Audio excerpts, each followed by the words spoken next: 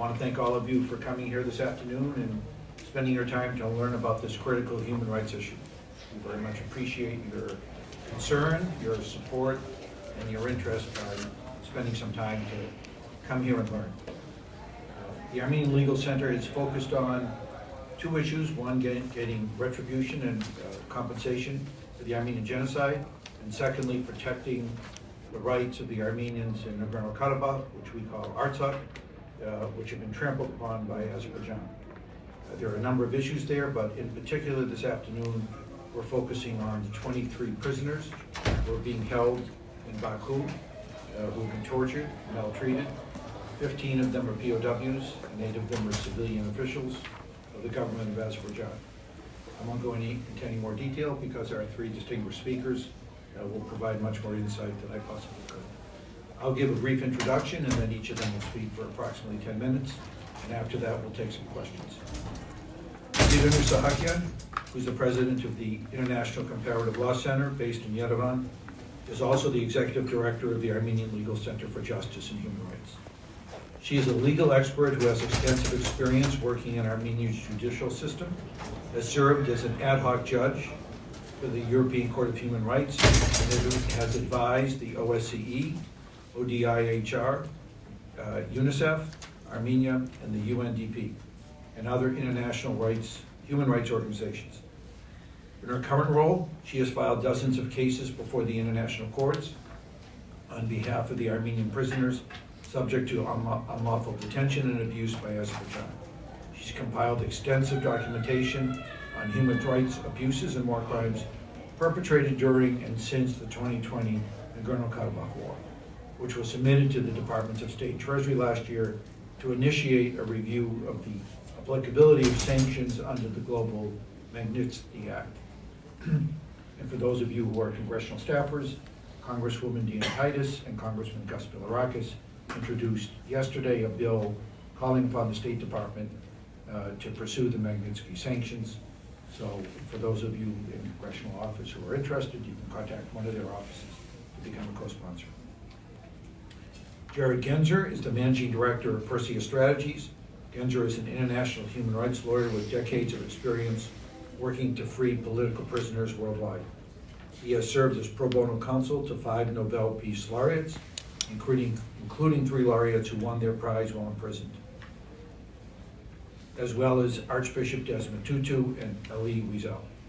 Genser currently serves as international legal advisor for Ruben Vardanyan, the former State Minister of Nagorno-Karabakh, who has been in Azerbaijan's arbitrary detention since the genocidal ethnic cleansing of the region in September 2023. He's one of the 8 civilians in the 23. Karni Krikorian is the founding partner of Krikorian Dajani LLP, where he leads the firm's international and federal practice groups focusing on complex litigation matters, Foreign Sovereign Immunities Act litigation, commercial sanctions regimes, and commercial transactions, both international and domestic. He presents regularly on matters of public international law, including before the International Court of Justice and the European Court of Human Rights. He is a member of the Armenian delegation to the International Criminal the Court of Justice in Armenia's case against Azerbaijan.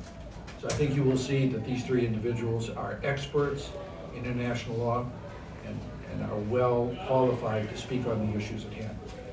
So without further introduction, let me have Siranush speak. Each one of the speakers will speak for approximately 10 minutes. Thank you.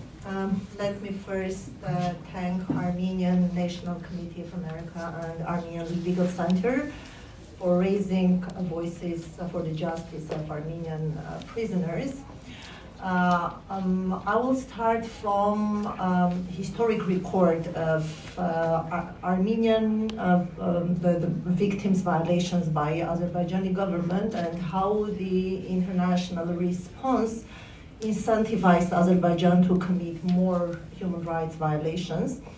And as you know, in the early 2000s, Armenia and Azerbaijan, they became parties of key human rights instruments at the universal level, UN system, and at regional level.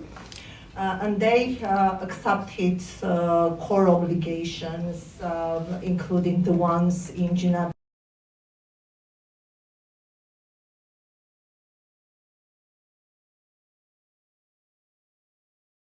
To respect a right of life, to provide effective judicial protection to all under their jurisdiction without discrimination on any basis. However, this pledge failed at first in European soil back in 2003 when Armenian officer was beheaded by Azerbaijani soldier Ramil Safarev, while Armenian soldier was in his sleep. And by the way, they were participants of organization under NATO, and this was a good possibility to show like peaceful coexistence between Armenia and Azerbaijan. So the Hungarian courts imposed life imprisonment, but after receiving huge Azerbaijani investments into Hungarian economy, a person was transferred to Azerbaijan and he was immediately pardoned, promoted, rewarded, and by the way, even President Aliyev opened a web page where he welcomed his citizens to greet the hero. So he was glorified, and the message at that time was quite straightforward for any Armenian. Killing an Armenian would be celebrated, not condemned. And from there, the numbers of beheadings rose. In April 2016, we had very short 4 days war with Azerbaijan, and during these hostilities, at least 3 Armenian soldiers were beheaded, 2 while still alive, despite the protections owed to captives under the Geneva Conventions. 4 years later, just 4 years later, during the 44 days war in 2020, the atrocity pattern widened to dozens of beheadings, now including civilians in their own homes and villages. So our organization documented at least 30 such cases, and some of these skinning beheading scenes were filmed by the perpetrators. They circulated widely, and this performative cruelty sought social reward in a climate where killing of Armenians was treated as heroism. So this question would rise: what was wrong with the international community's response that turned atrocity into an incentive? Fooling not only mass war crimes in 2020, but also aggression against Armenia. And right now, some part of Armenia is being occupied by Azerbaijan. And finally, forced deportation of Artsak's entire population from their land in September 2023. For the first time in history, we have Armenian land which does not have any single Armenian population.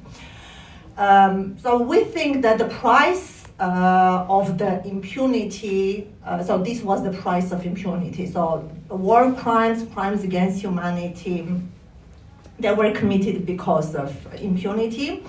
And of course, courts, to some extent, acknowledge these violations. Of course, we do have acknowledgement by the European Court of Human Rights, also in the case of Safarev, where the right to life violation is recognized. It also recognizes the role of ethnicity, which was the motive of this crime and impunity for the perpetrators. But while the legal process moved on judicial time, we think that Baku moved on battlefield time. So time became a weapon, and with no swift sanctions, Azerbaijan received territorial and political gains, while victims are waiting for judgments in future. And by 2025, we are still urging Azerbaijan to execute ALCJHR judgments. And they are deliberately fail to honor their obligations and act in compliance with international human rights tribunals' orders. And again, the question would arise: why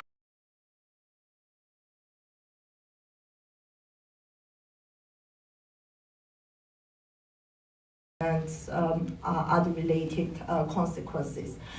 The mistake, I think, is structural, and we mistook process for power, and we withhold immediate political costs, which could be in the forms of sanctions.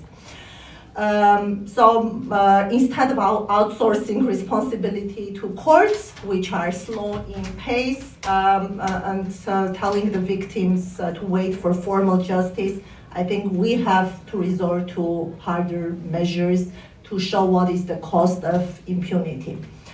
Right now, 23 Armenians are illegally held in Azerbaijan. By the way, 5 of them were taken into captivity in 2020. Other cases were reported from 2023. And all they face sham trials, and those charges are closely related to the conflict, to the exercise of right to self-determination by Artsakh population. So the actions, which are well protected by international law, are qualified as criminal activities within Azerbaijani courts. Though Azerbaijan tries to manipulate with the issue of the conflict, mainly positioning it as a territorial dispute, it remains an issue about right to self-determination, and we have given authority from UN Security Council confirming that self-declaration of Artsakh independence was in line with international law, and these lawful actions cannot lead to criminal liability, while we have 8 former leaders who are right now facing charges. And I would like to recall some of these Security Council resolutions. So when the situation is being considered by Security Council, they also discuss whether self-declaration of independence is in line with international law, it is valid or no. And if they have doubts about validity of self-declaration, a strong tool exists, which is called collective call for non-recognition. Unlike to Artsakh situation, Security Council resorted to this collective call for non-recognition in a Cyprus case. For example, it explicitly deplored that declaration of the Turkish Cypriot authorities of the cessation of part of the Republic of Cyprus is invalid, and then Security Council called upon all states not to recognize any Cyprus state other than the Republic of Cyprus. And we have seen the same tool used in the case of Southern Rhodesia, even a very direct call to all states not to entertain any diplomatic and other relations with that state. The Security Council found self-declaration of Artsakh valid. There was no ban on international community to enter into diplomatic and any other form of relations, and those 8 leaders, they just represented their own population, people in these external relations, and right now they face charges because of these lawful activities. Many organizations, including Human Rights Watch, they reported about torture, mistreatment of Armenian prisoners in Baku. The main evidence is testimonies received by repatriated prisoners. Right now we have around 200 Armenians which were released and returned to Armenia. So they provide quite detailed accounts of their treatment in Azerbaijan. We have also corroborating evidence in the form of medical examinations, protocols which confirm the injuries received at the time of their detention in Azerbaijan.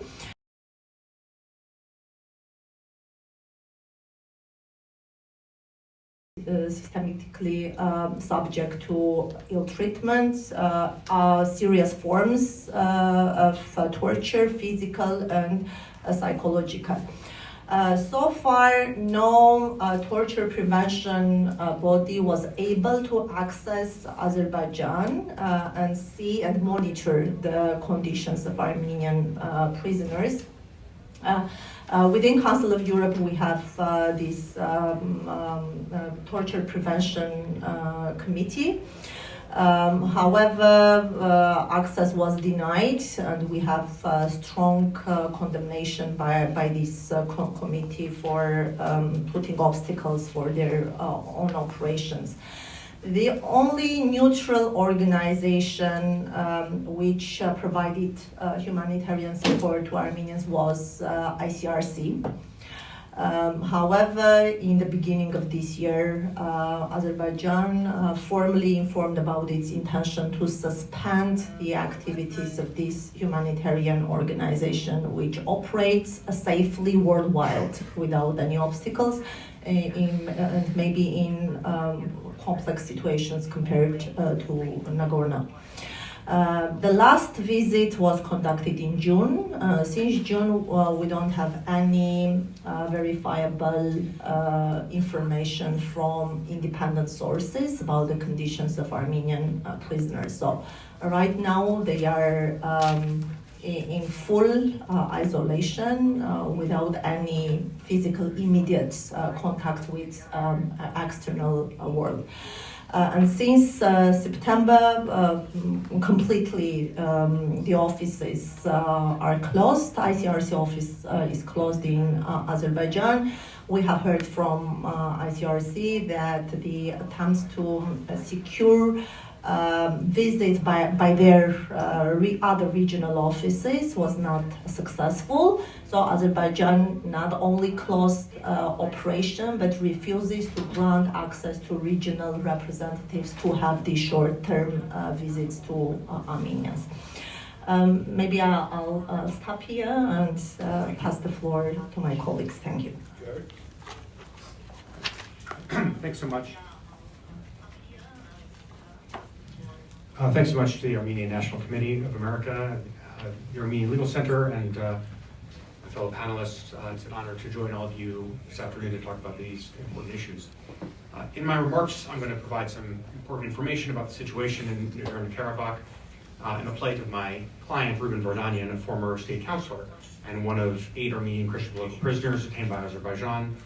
As Siranush was just describing as well, there are an additional 15 prisoners of war detained, and in fact there are other Armenian prisoners that have been detained for longer periods of time.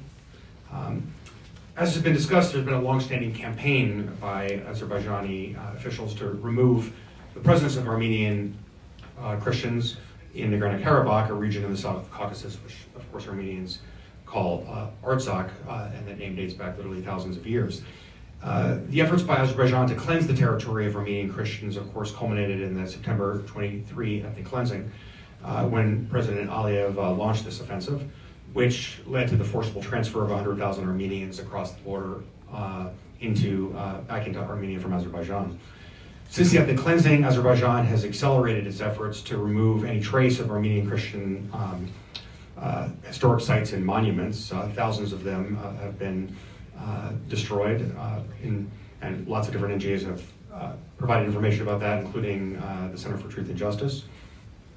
And I think that this only underlies the attitude of Aliyev and his regime towards Armenians in general and the Armenian former residents of Nagorno-Karabakh. It's in this context that my client, Ruben Vardanyan, was arbitrarily arrested and detained by the Azerbaijan government nearly 2 years ago this month. A devout Christian and respected philanthropist and businessman, Ruben was taken as a political prisoner trying to flee the ethnic cleansing in September 2023. His only crime was advocating for the dignity and right to self-determination for the Armenian Christian people of Nagorno-Karabakh. He now faces life in prison if convicted by the Baku military court on more than 40 fabricated charges, which include planning and waging a war of aggression, violating the laws and customs of war, smuggling, and financing terrorism. Outrageous. As just one example, Ruben co-founded and serves on the board of directors of the Aurora Humanitarian Initiative, an independent NGO that is audited independently, that helps those in need around the world. Yet Azerbaijan has asserted that this NGO has been a vehicle for Ruben to finance terrorism.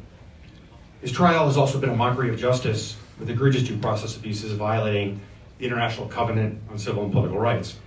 First, there's a right, of course, to be tried without delay, and Ruben's detention began in September 2023, and the trial only began since January, a year and a half later. In addition, international law says very clearly that a civilian cannot be tried in a military tribunal, so the entire set of proceedings themselves are in fact, on a prima facie basis, illegal and in violation of international law. Since then, there have been 35 hearings in the case that have been rife with grave irregularities. So, for example, all of the hearings have been closed to the public, and you have a right to a public trial. The court has failed to provide Ruben with an interpreter at various times, even after a judge's summons, and he's also never really had full access even to a translated copy of the very lengthy indictment. Amnesty International and other NGOs have highlighted the travesties of this trial, noting that the majority of documents have been provided to Ruben in Azeri, a language he doesn't even understand, and when there have been some translations provided in Russian, they're enormous and highly material translation errors. In almost every hearing, now 35 of them, dozens of alleged victims have been brought out to testify to the injuries and casualties that they suffered at the hands of the Armenian armed forces and so-called illegal armed formations. But all of the witnesses have confirmed that they do not know Ruben, have never seen him, have never met him, and only heard about him through media and social networks. No factual evidence, literally none, has been presented to link Ruben to any of the incidents described, yet each testimony has been added to the court record, numbering now in the hundreds. And yet all of this so-called evidence would be thrown out of any court in which the rule of law prevails as inadmissible hearsay. But not, of course, before this secret military tribunal. He's also been denied access to me as his international lawyer, violating his right to counsel of his own choosing. I wrote repeatedly to the Azerbaijan government to try to seek to visit him and to talk to him about the international law violations happening in his case, and never received any response. These serious due process abuses also violate Azerbaijan's own constitution and criminal procedure code. Yet the military tribunal has refused to grant motions that were designed to address these violations, and they've even totally ignored 25 other additional motions that were made, even though under Azerbaijan's criminal procedure code, all motions made by a party to the proceedings, including the defense, must actually be taken up and decided on the basis of an evaluation of those motions in accordance with Azerbaijan law, the criminal law, and the criminal procedure law within 3 days of receipt. 25 of them totally ignored. Despite President Aliyev's claim that Ruben is a terrorist and his imprisonment has nothing to do with being an Armenian Christian, something he said all around the world to people who've asked him about Ruben's case and the case of other prisoners, Ruben and the others have all been repeatedly denied access to the Bible. Ruben was also subjected to torture during his first of 2 hunger strikes he conducted to protest his and the imprisonment of the other Armenian prisoners. He was placed in a punishment cell with the lights on 24/7, forced to stand, forbidden to bathe, and even deprived of food and water for several days. The situation, as Siranush was describing, for the other Armenian political prisoners and POWs is very much the same, as best as we understand it. They face prison conditions that are very similar, and they're all being put on trial in secret proceedings of this kind.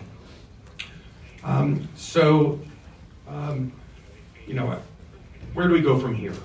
Before taking office in his second term, President Trump had stated that what President Aliyev had done in Nagorno-Karabakh was an ethnic cleansing and that he would stand for persecuted Christians. Early this year, the Trump administration said it would adopt tougher sanctions against Azerbaijan, including sanctions and various other channels of diplomatic pressure. But in recent weeks, as you know well, the situation has shifted substantially. Just over a month ago in early August, President Trump hosted President Aliyev and Prime Minister Pashinyan at the event at the White House to sign the joint peace declaration in an agreement brokered by the United States. Of course, there's every reason to praise this new agreement. As a general proposition, peace is much better than the alternative, and it's very important for the security, most especially of the Armenian people. But at the same time, however, a sustainable peace can only be achieved if there is justice that comes with that peace. And unfortunately, or the POWs. And the situation remains very worrying, as Siranush was noting, with the fact that the International Committee of the Red Cross has just had to close their operations in September after being expelled by the government of Azerbaijan.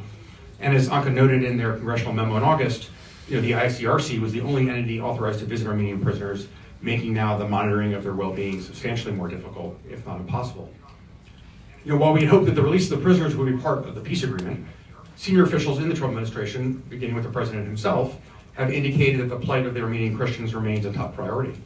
This commitment was made public by President Trump during his meeting on August 8th at the White House, the bilateral meeting between him and Armenian Prime Minister Nikol Pashinyan, in which President Trump stated he would personally ask President Aliyev to release the 23 Armenian prisoners. That said, in my experience, having taken up cases like this all around the world, dictators don't simply release prisoners because they're asked to. They only do so when they have to, and when doing so is the least worst option to save face among mounting pressure, and only in situations where the consequences for releasing the prisoners is better than than the alternative, in keeping them. To compel President Aliyev to release the prisoners, the Trump administration, the U.S. Congress, and other like-minded multilateral organizations, governments, NGOs, and the media must continue to employ every tool at their disposal to ensure President Trump's commitment rapidly becomes a reality. And I'm more than happy during the Q&A to speak further about ways that one can think about doing so in the most effective way possible. And again, thanks for the invitation, and thank you so much. Thank you, Jared. Ernie? Maybe I'll use this here.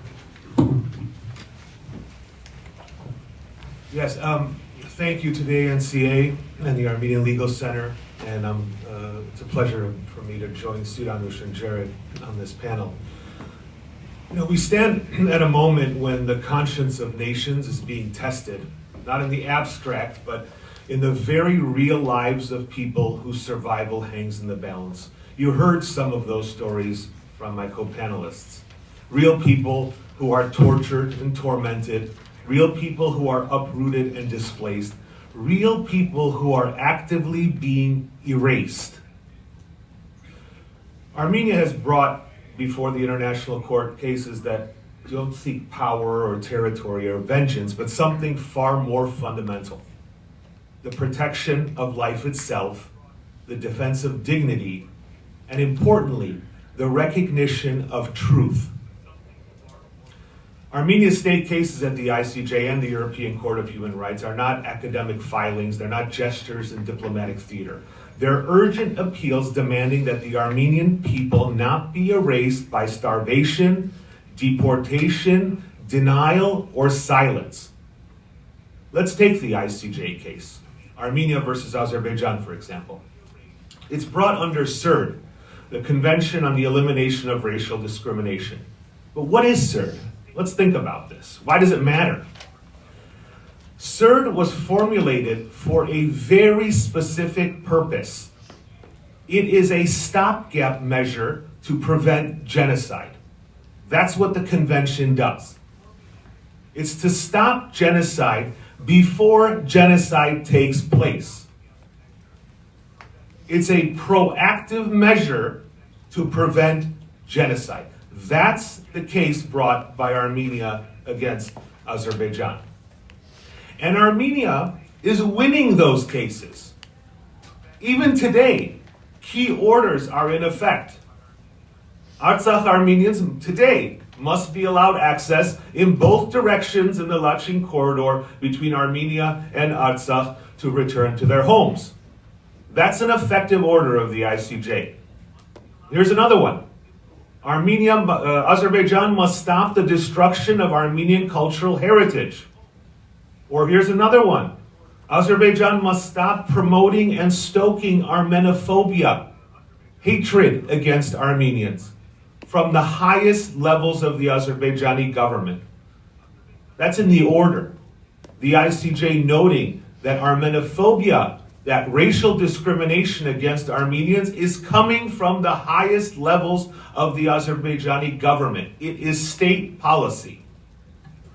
And let's think about this for a second. Yesterday, I had the pleasure of speaking here in the building again, and I spoke of a leader who in this century refers to Armenians as dogs, whose regime refers to Armenians as vermin, who issued actual postage stamps foretelling the extermination of Nagorno-Karabakh, who publicly vowed on social media videos he posted to burn away the aura of Armenians. We've seen the videos of Armenian letters being scraped away from church walls by President Aliyev himself. Churches declared as Albanian, altars destroyed, elders executed, boys slaughtered, prisoners tormented and paraded. You just heard how he holds and tortures Armenian hostages. Now, why in the world would Aliyev want the third case, the case that is a stopgap measure to prevent genocide, eliminated? Why? Azerbaijan wants these cases abandoned because it can't win them. Because the orders and rulings in the case will undermine its manufactured narrative. Because to force its narrative on the world, it cannot be named, sometimes by the unanimous vote of the ICJ, as a perpetrator, as the aggressor, as the destroyer, as the one who's wrong. But most importantly, Azerbaijan wants these cases, the case specifically about the ICJ as a stopgap measure preventing genocide, Azerbaijan wants that case eliminated because Azerbaijan is not done. And this is why the peace terms initialed in Washington that Jared mentioned are so dangerous. They don't solve the conflict. They enable the next step. This is an enabling treaty. It's inviting future aggression. It is rewarding conquest, and it's codifying the fruits of ethnic cleansing as peace. It's appeasement in the mold of Munich, a temporary calm purchased at the cost of emboldening an aggressor whose ambitions are not satisfied. They are only encouraged. Again, the International Court of Justice has already found that Armenophobia is promoted from the highest levels of the Azerbaijani government. There is no room left about intent. So for Baku, the cases must go. Now, there's a camp that claims that Armenia must be realistic, that the past is the past and we must move forward. And I get that. I mean, it sounds like it's something that makes sense. But the unfortunate reality is that I am being absolutely realistic. Realism is that there is genocidal intent. And in the face of genocidal, and realism in the face of genocidal intent is not clearing the way for genocide. That's not realism. Realism recognizes that impunity breeds aggression, that unpunished crimes invite repetition, and that without accountability, there will be no peace, whether just or stable. Now, we've seen this pattern elsewhere. Srebrenica, the Rohingyas, and we know the same calculus applies when atrocity is tolerated and rewarded. Yesterday, Azerbaijan starved, deported, and executed. Today, it eliminates every trace of the Armenians from the land. You know, it's not enough for Azerbaijan to eliminate the people, the 4,000-year presence of Artsakh Armenians from the land of Artsakh. That's not enough. The ground itself has to be cleared. The cemeteries are being unearthed. Some of the oldest churches in the world are being destroyed and cleared to the ground. It's not enough to get rid of the people for Aliyev. And the churches they can't get rid of, we'll just call those Albanian. This is the reality. And it's broadcast on President Aliyev's and the Azerbaijani government's own social media channels. And Azerbaijan, it's rewarded with corridors for integration, Section 907 waivers, summit invitations. The lesson the aggressor takes from that is simple. Atrocity pays. Genocide is welcomed. Genocide is being invited. The international cases are a ledger of the truth. Every pleading, every provisional order, every judgment entered writes the facts into history. And these lines matter for the record, for restitution, for dignity of survivors, and most importantly, they matter for the prevention of the next atrocity. But hey, let's remove the legal stopgap measure altogether. By doing so, this peace has raised the cost of Armenia's own salvation. It's bid up the survival price. And this is really kind of the peculiar cognitive distortion of appeasement. We really want to believe that, if you just give that bully your lunch sandwich on Monday, it's going to stop. We know that doesn't work that way. You invite him for Tuesday and Wednesday. You feed it. You embolden it. You are part of the problem when you appease. And eventually, we end up where we are today. The absolutely absurd. Imagine, to get a just and durable peace, Armenia is being called to eliminate the decisions of the International Court of Justice. We have to get rid of the impartial decision of 15 jurists in opinions, a large majority of which are 13-2, 14-1, and 15-0 in favor of Armenia. We have to get rid of the justice in order to get a just and durable peace. We have to ignore the hostages. We have to pretend they're not there. We have to ignore the basic human right of return to your homeland.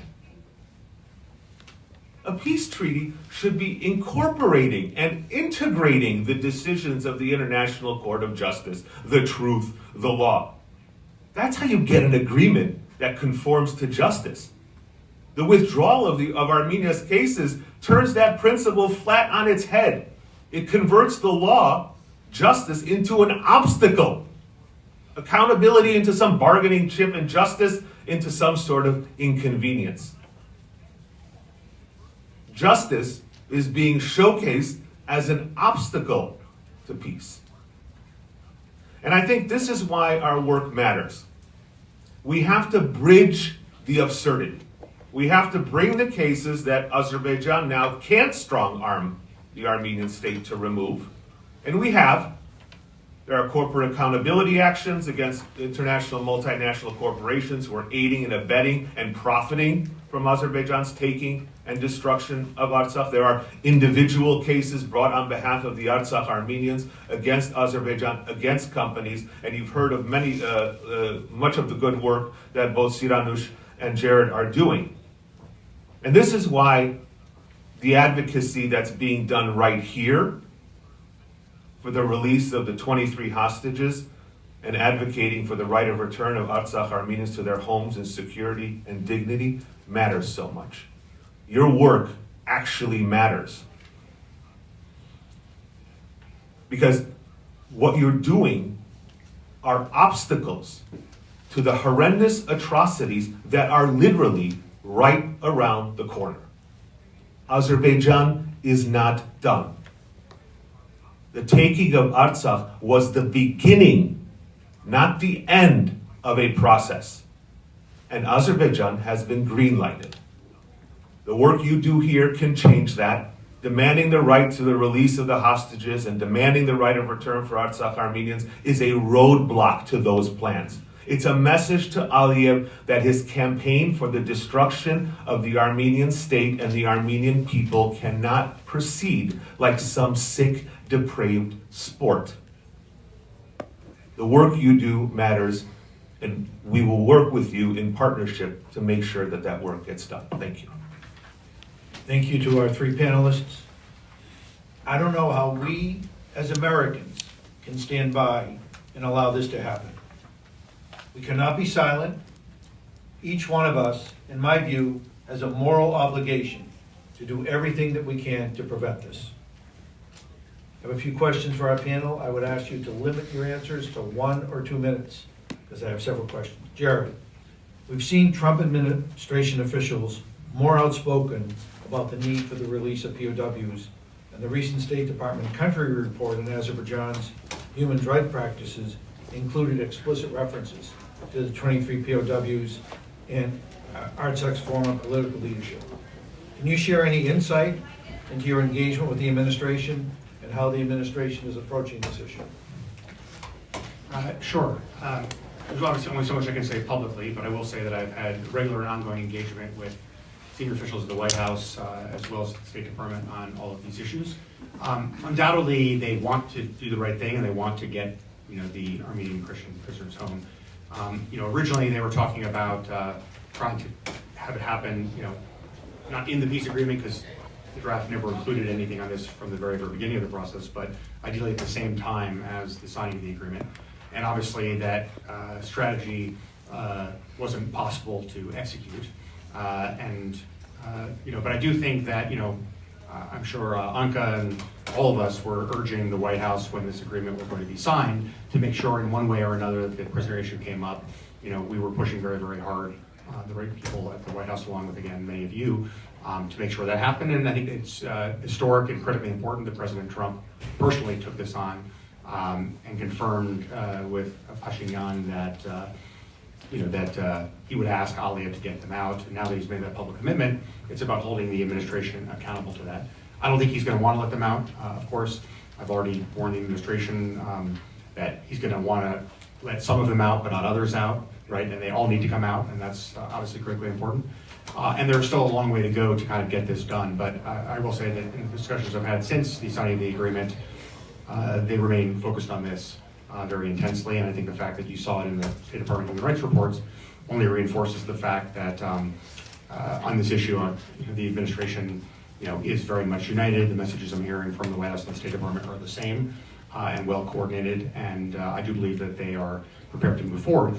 Whether they're prepared to put on the kind of pressure needed to make it happen quickly is a different question, and that's what we all have to work on.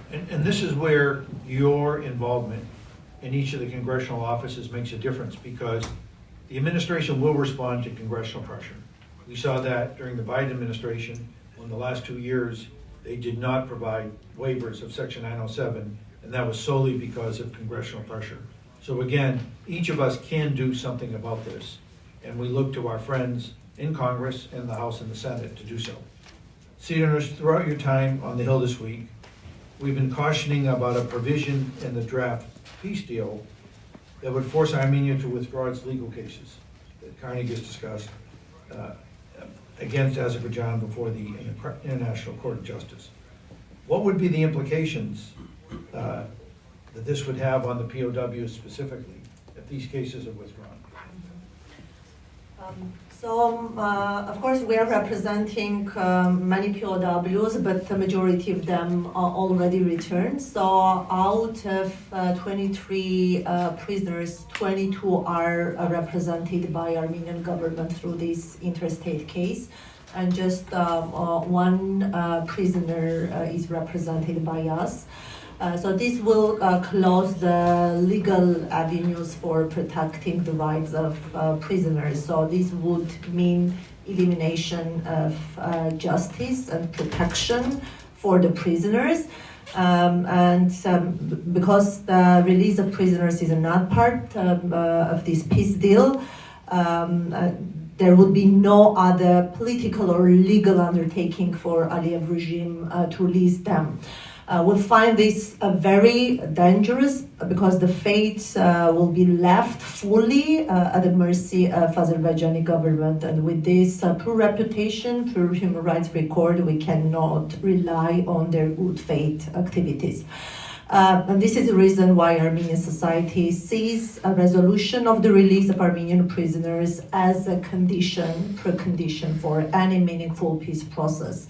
Without their release, Armenian society cannot give credibility, trust to these peace processes, and any unresolved humanitarian issue just causes additional harm and sufferings to Armenian victims who were within the past years deprived of their main rights and denied justice. So it's very important to have this issue resolved before completing this peace deal. There are, of course, some possibilities to mobilize the efforts and continue some of the legal struggle through individual steps. Our colleagues are discussing some strategies not to leave Armenian prisoners without legal protection. If these cases are withdrawn by Armenia, as likely will be, really the only efforts to protect the rights of Artsakh Armenians and the POWs are going to be through private efforts, through the Armenian Legal Center, through private attorneys like Jared, through the efforts of Karnik and his colleagues. So it's important to support what they do. Karnik, in addition to failing to provide for the release of the POWs, the peace agreement also neglects the fundamental right of Armenians to return, as we've discussed. Recently, you filed a case against a UK company. I was wondering if you could comment on that and how that plays into this. Sure.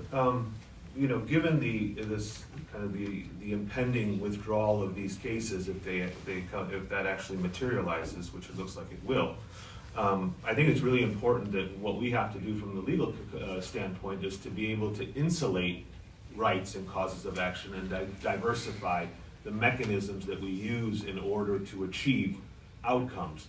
And so that, corporate accountability is part of that story. It's one that we've kind of ignored for quite some time. I think a lot of lawyers in in the environmental rights world, corporate accountability is seen as a real route to change. In the human rights world, perhaps because of just the flood of human rights violations that the world has seen over the last decade, that hasn't been used as much as it should. And this is kind of the area that we're working in, and kind of a news flash. At one point somewhere along the line, we came to the conclusion that, wait a minute, perpetrators don't actually care about human rights. That's why they commit the crimes. They don't care about it. So chasing them on human rights matters is one direction, but you also have to attack them where it actually matters. How they profit from war crimes, how they profit from ethnic cleansing, how they profit from genocide, how they profit from appropriation of people's properties. So we have found various mechanisms that we use, and for corporate accountability, and we've had quite a bit of success using them against corporate entities, and it's an avenue that now we're going to kind of double down on and expand that. In fact, there's one of our colleagues here, where is she, Margarita, who's done quite a bit of work. There she is, done quite a bit of work with us on this front. And it makes a real difference because it attacks the corporations in the place where it matters to them. And so I think that the corporate accountability is kind of the new front for human rights, and I expect more work to be done in that area. Thank you. In the interest of time, we're going to take one question from the audience. I'm going to recognize Ruben Vardanyan, who's the longstanding representative of Nagorno-Karabakh to the United States government. Robert, did you have a question for the panel? Question? Yes, thank you very much. I want to say thank you for dedicating your time and passion and expertise, especially for the non-Armenian members of this United Front, which is really a civilizational fight. And thank you for sharing your insight. We heard a lot from the legal/political viewpoint, so to say. If you don't mind, I would like to invite everyone to go back to fundamentals a little bit, right? We have folks in the room who are not necessarily privy to all these details. It's our passion, it's our life, it's our everything. But as they go back to their bosses today, their bosses will ask them, what is this? Because they're gonna hear a lot about all this is to derail the peace process, which is very fragile, right? We can assume that the opposers of whatever we're discussing today will be coming up to the same offices and say that this is to derail peace process. This is to kind of attack what that fragile policy which is happening. I wonder if you can kind of wrap up. I know that all of you kind of skimmed through this, but I want this message to be sent, please, clearly to everyone who has still questions about this. What does it mean for the peace process to continue this sham trial? And by the way, all those faces are exactly the answer why Artsakh went with self-determination. Because as soon as Azerbaijan can have the opportunity to deal with Armenians, this is exactly what is expected for our strive to dare for democracy, freedom, or self-governance. So I think that kind of, these people are the daily reminder of the Artsakh Liberation Movement. Can you please wrap it up? Is this an effort to prolong peace process? What will that mean for the peace process to keep this sham trial going without any American interference? Because we have no doubt that every American politician and every Soviet politician around the world would be for peace, and we are all for peace. And what it will mean for the process to continue allowing Azerbaijan to use this to poison anti-Armenian sentiments across the society. So pretty much, what is this for the peace process? Is this something that will derail the peace process, or is this something, because the peace process is not only not the leadership, right? It's the populations. Thank you, Robert. We only have time for one response. Jared? Sure. Well, of course, you'll be not surprised to hear that I fully agree with you. I think it's important to emphasize that the detention of these prisoners, especially the political prisoners, was part of the plan of the completion of the ethnic cleansing. Right? It wasn't enough to just displace the entire population and to erase the history and culture of the Armenian people in Nagorno-Karabakh, but you needed to decapitate their leadership, the people that were most outspoken and most effective at advocating for them around the world. Because without those high-profile voices, right, it's much harder to get people's attention. So there can be no actual sustained peace without justice. The one piece of good news here is, of course, the president himself having said that he's going to make their release a priority.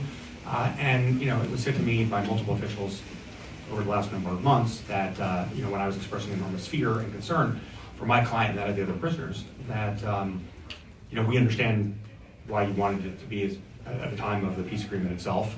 And I was explaining how this would require Armenia to withdraw all these cases in international tribunals. And what was emphasized to me and really stuck with me was they're telling me, we understand that. We understand why this is not ideal. But you need to understand now that this has become a bilateral issue between the United States and Azerbaijan.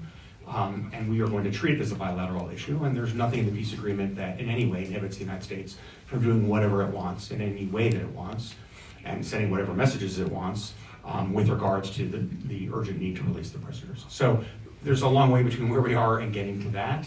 And undoubtedly, this does nothing at all for the return of the residents of Nagorno-Karabakh back to their territory, back to Nagorno-Karabakh, or obviously providing as an alternative any compensation for the enormous damages that they've suffered. But I do think that, for better or worse, Aliyev now has a good working relationship with the president. And I think that because of the strong support we have on Capitol Hill for the release of the prisoners, because of the religious organizations across faiths that are engaged in these issues and so forth, the president is going to want to get this done. And so it's our job to be the proverbial bad cop to the president trying to be the good cop here, and we need to reinvigorate all of our efforts around the world. Thank you. I want to make one quick comment about self-determination. How many members are there in the United Nations today? 193. All of you should have known that, by the way. Here's a hard question. How many members were there in 1960? No, 40-something or 50-something. 100. 100, yeah. Where did those 93 countries come from? People who wanted to govern themselves. No different than the United States, no different than those other 93 countries. The Armenians of Artsakh, of Nagorno-Karabakh, want the right to self-determination. This is not a novel request. This is not something that's unprecedented. In the last 65 years, 93 people have succeeded in that. One never would have predicted that in 1960. Most of you were not born then, but that has happened. I want to thank our panelists. I want to invite Adam Amparian, the Executive Director of the Armenian National Committee of America, to give closing remarks. Thank you. Just want to say thank you all for being here. There's a lot of work ahead of us. You may have heard that, I think Ken mentioned that Congressman Dina Titus was joined by Congressman Gus Bilirakis in introducing legislation that addresses many of these concerns. Senator Markey on the Senate side is joining with Senator Whitehouse in a letter to Secretary Rubio, which again talks about the release of prisoners and the return of Armenians to Artsakh. So we're working on both those initiatives and many, many others. We invite all of your support and thank you very sincerely from our hearts for being here. Thank you to Carney, to Jared, to Siranush, and of course to Ken. Thank you all. Thank you.